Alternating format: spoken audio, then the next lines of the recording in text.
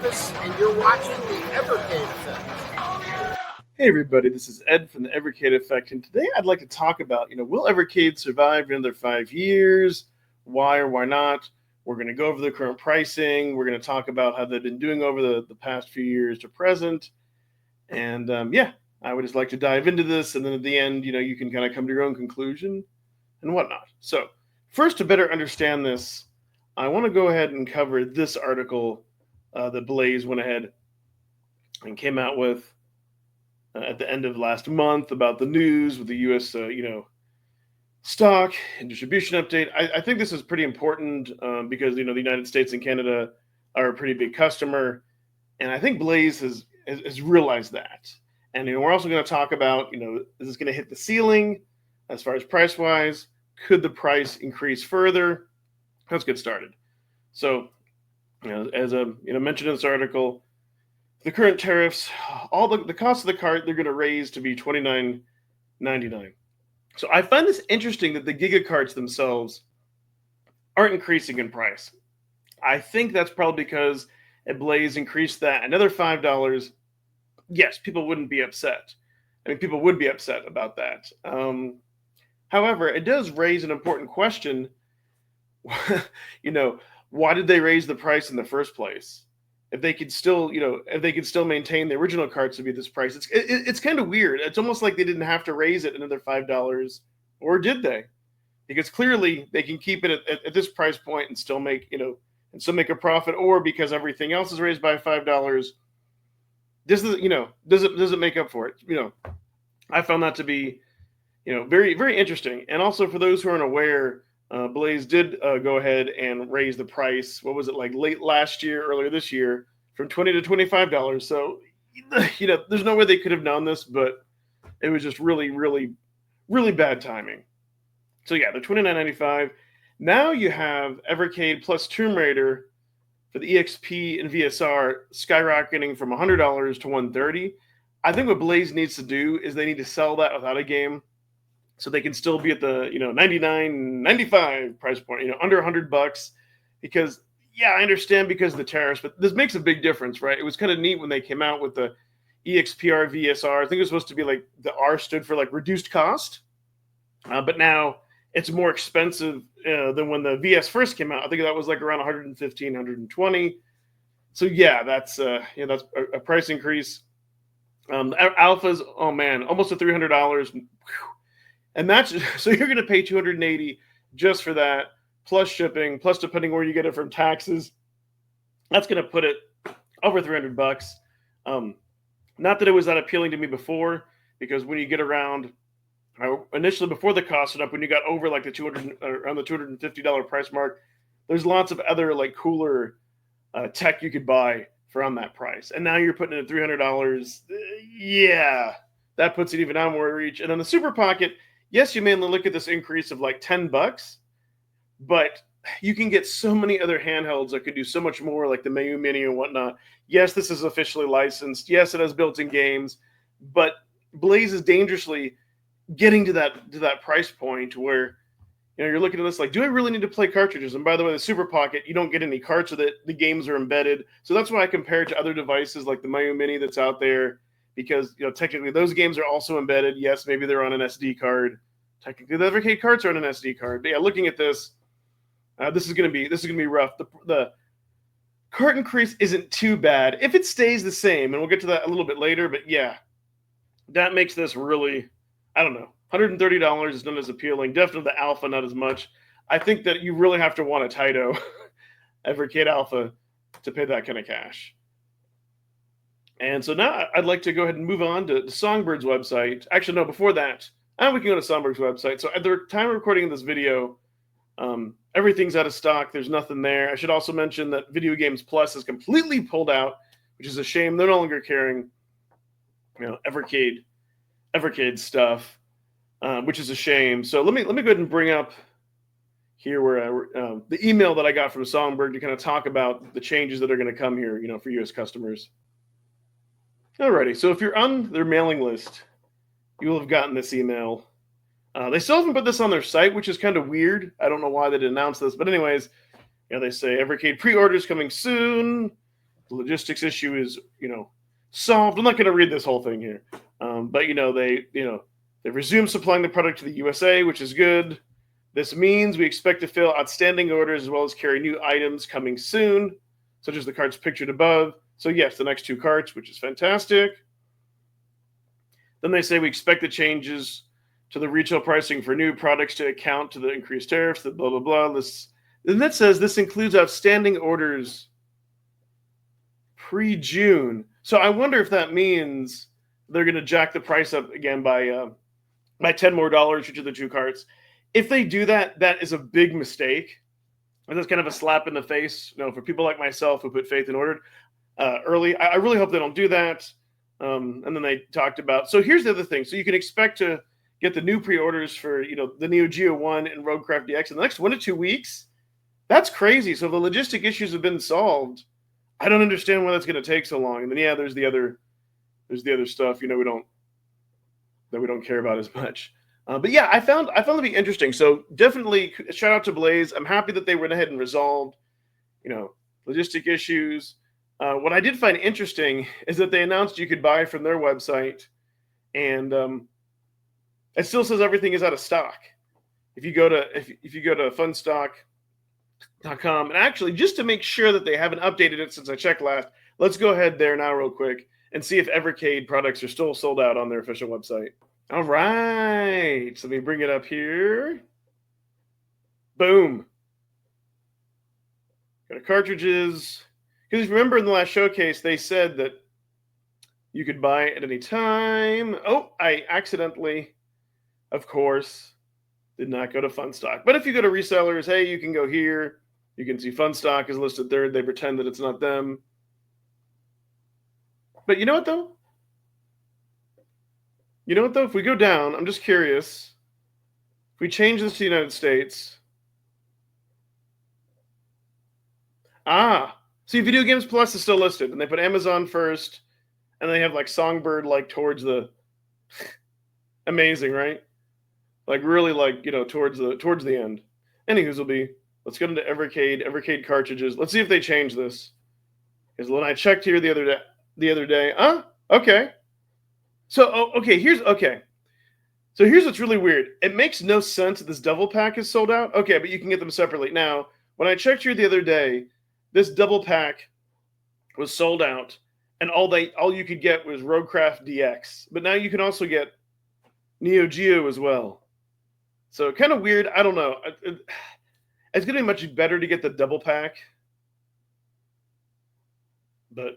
actually, it's about the same. It's the exact same price, but just kind of strange. That Evercade shirt is kind of cool, but that's sold at $74 before shipping and everything. So okay, it is back up, but it was on a few days ago. So at least there's that. I wanted to be sure to double check before I say no, please up. But I do remember when they said it was available, you could order from their website after the showcase. It did sell out pretty quickly. So interesting. And I did talk a little about this in Evercast. The one thing I think was a big mistake, or a little bit either, I don't know, an oversight, laziness, whatever you want to call it, on Blaze's part. I would have wished they would have said, hey, we fixed logistic issues for U.S. customers. Now in 2 weeks, you'll be able to order from Songbird. They should have pointed more towards other resellers, because Amazon really blows for the United States. It's not as reliable. I've heard for Canada, Amazon is a little bit better. I think you can still order carts from there if you're in the U.S. or not. But hopefully, those in Canada will still be able to order. So, I think things could have been handled a little bit better. It was just kind of like the bare minimum, like, hey guys, you can order them. We fixed logistic issues. We're not going to tell you where. So that's what I find to be interesting. And not only that, it's at the time of recording this video, it's June 3rd. I really wish we would have had this announcement a few weeks back, and I could have already had the Windjammers cart and Gremlin 2 collection, in my hands, and I could be playing it. So yeah, I felt like they kind of took their time and kind of dragged their heels, and that seems to be kind of a reoccurring theme with Blaze. We do get updates and things and whatnot, but they're too slow, and then we keep having these type of delays. Yes, the tariffs aren't Blaze's fault, but honestly, I don't know why they were waiting this long. They could have just upped the price of everything by $5 and then kind of shipped them out. Not only that, then you struggle with availability. I mean, listen, 5 years ago when Evercade first came out, it really wasn't clear on where the resellers were, who you should buy them from. You can see they're all listed there. There's not really any direction, who you should go, do they all have the same price? It's kind of weird. And so now I kind of feel like we're falling back into that. So yeah, will Evercade survive the next 5 years? I hope so. But here's the problem. Now that we're at the price point of $29.95, $30, I think we're getting dangerously close to what people are going to want to pay for a cart that's not like on an official PCB, right? Like we've seen some other companies will do re-releases of games and whatnot, and they'll put on an official PCB. You could put it in like your Super Nintendo or your Genesis and all that. Yes, Evercade is its own system. Yes, it kind of like fills that gap and it gives you the illusion,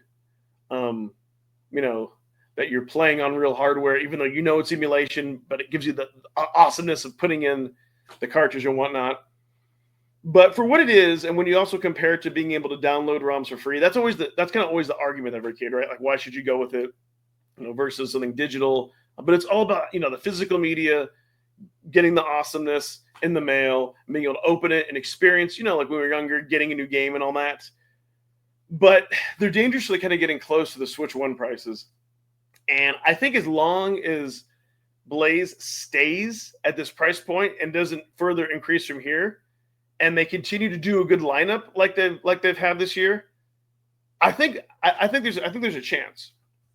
And if we go ahead and flip back over and take a look at the cartridges and games, we're being blasted with Neo Geo, which is awesome. I've said for a long time that Blaze needs to get Neo Geo, needs to get other big players like Taito. I was correct saying that we're going to be flooded with arcade cards. It only makes sense because they're promoting their alpha, because they're coming out with the new alpha. They came out alphas last year, so I think Blaze is finally starting to branch out. Notice we only get one of these cards, right?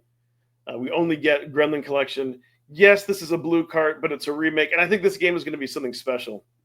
So, and then more here, we have more arcade carts weaved in. I think this nonsense is going to slowly start to filter out.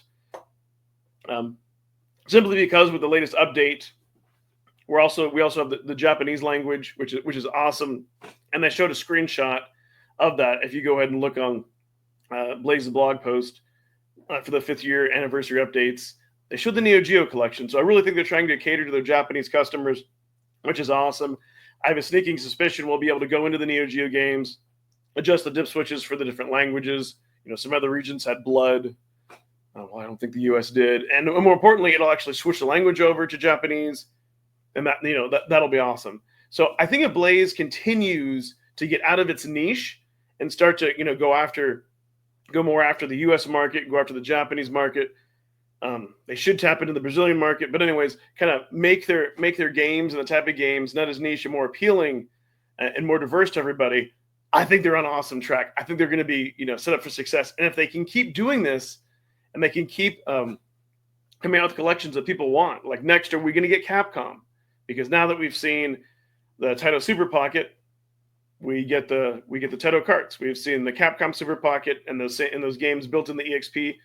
Hopefully, we'll see those carts. I also have a sneaking suspicion we're going to see Namco later this year, just because now you can play the Namco carts and the Evercade. That was kind of a serious, mysterious secret update. And I don't think that would have happened without a license deal. So I think if Blaze continues to go up here, I think if we don't have another bad year like 2023, 2024. 2023 is awesome with the Dukes, the Duke cards. I think if we don't have another mediocre year like last year, I think it'll be good.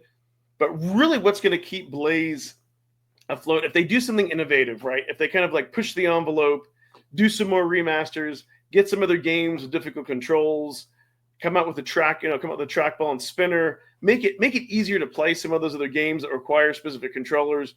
Maybe have a steering wheel be compatible, maybe a light gun, things of that nature. I think that'll continue to push Blaze even further. Otherwise, if the cost of the carts continue to go up and they just kind of continue to be lackluster like they were last year, then it's going to be very difficult, right? Because I think if you get to a point where 2 Evercade carts are $100. Are you gonna with shipping, taxes, and everything? Then what? They come out with 12 carts a year. That's like $600 plus any plus any hardware you have to buy on top of that. That's pretty freaking expensive for what it is. One of the neat things that was very appealing to Evercade is that it was affordable. It came out when the prices of retro games started to skyrocket, and it kind of fulfilled that that niche. And I want to say that pretty much the cost of carts themselves has almost doubled from what they used to be. And let me explain. So Evercade carts themselves used to be like $20 if you got them off of other various sites, right? Now, if you went ahead and got them off of Video Games Plus, because the U.S. dollar, is worth a lot more than the Canadian dollar, I could get 2 Evercade carts between $35 and $37 with free shipping. So for under $40. Now with shipping and all that, it was like 58, I think, when I got them from Songbird. Plus, I may have to pay another $10. So that's why I said the cost of Evercade carts literally has doubled since they first came out. If you were to order them through Video Games Plus, and sometimes it'd be a little bit cheaper, sometimes a little bit more, but it was just incredible with the free shipping. You factor that in, you factor taxes and everything else. So yeah, I know not everybody's going to necessarily want to or have the means to get every single cart. I know on my channel and other social media scene discussions where people are like, yeah, I'm still going to collect Evercade, but I'm going to be even more choosy now. So I hope because of that, and because of the arcade cards that we've seen, Blaze has learned like less is more. So I hope we continue to see the trend that they're going to like take out like some of the filler games, some of the games that maybe they were in love with growing up, but really isn't as popular or as good to everyone else. To be honest, I do get frustrated when a bad game is someone else's nostalgia. That's awesome, but I kind of feel that's a little bit selfish because there's other people that would rather have, a better cart. And I'm the first one to admit that, that like Atari itself, to like an outsider who didn't grow up in nostalgia. Yes, I understand Atari to most other people. If you didn't grow up playing it, you're not going to like Atari. The graphics aren't as good. I totally respect that. So I understand from my perspective why other people, wouldn't like Atari. So just kind of using an example. Anyways, I'd like to know in the comments below. Let me know what you think. Are you going to be selective in the games you're getting? Are you going to get them all no matter what? What do you think the price has increased? Do you think Evercade will last another 5 years? Go ahead and let me know. I'm going to thank my channel members and seriously apologize to Morley. I have not added you yet to the end credits. I haven't had the time, buddy, but I'm giving you a shout out now, and I will do that. Thanks, everyone, so much. And if you like what you see, I'd appreciate a like and subscribe and all that cool YouTube stuff. Thank you so much for watching. Bye-bye.